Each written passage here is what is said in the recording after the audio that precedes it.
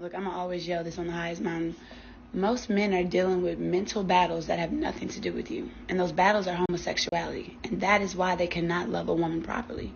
It's not you, baby girl. It's them. Imagine if a man said, women don't like me because they like women. The internet would call me an incel, but the brothers had good responses. Roll a clip. A lot of women have gay best friends, and if they thought a man was actually gay, they wouldn't say this shit to him. It's almost like they need you to not be gay just for this shit to work. That's why I don't go nowhere. They hoping it's gonna make a man who don't want them change his mind. They hoping he gonna care about the insult. But he clearly don't care what the woman think or how she feel. That's why they in this position in the first place. Really think about it. It don't matter why somebody didn't get it right the first time. They just didn't. There's a lot of reasons why somebody might not want you.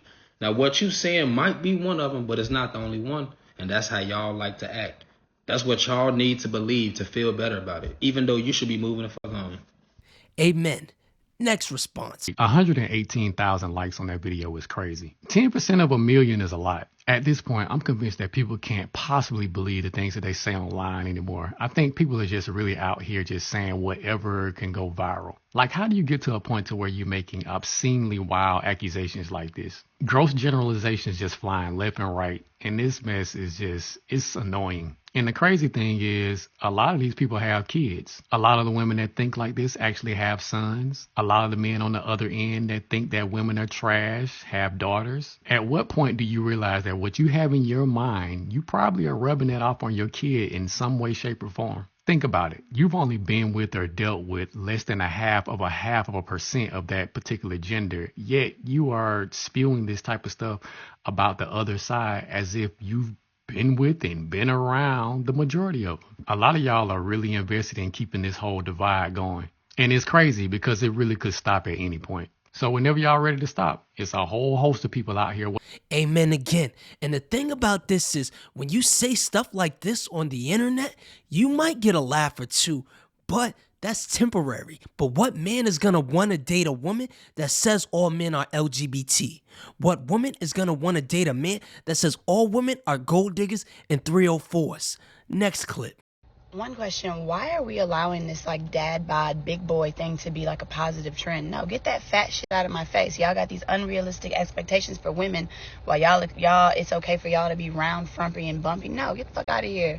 Get in shape. Yo, what's up? It's that chubby motherfucker LV speaking. You see how the energy's different when we're talking about fat guys versus fat women? See, because she's talking about overweight men and not overweight women, she can have a certain tone in her tongue. But I guarantee you that tone would be different if she was talking about big y'all. And here's the funny part. There's a bunch of comments in there talking about how men be shaming women for their physique after they have kids.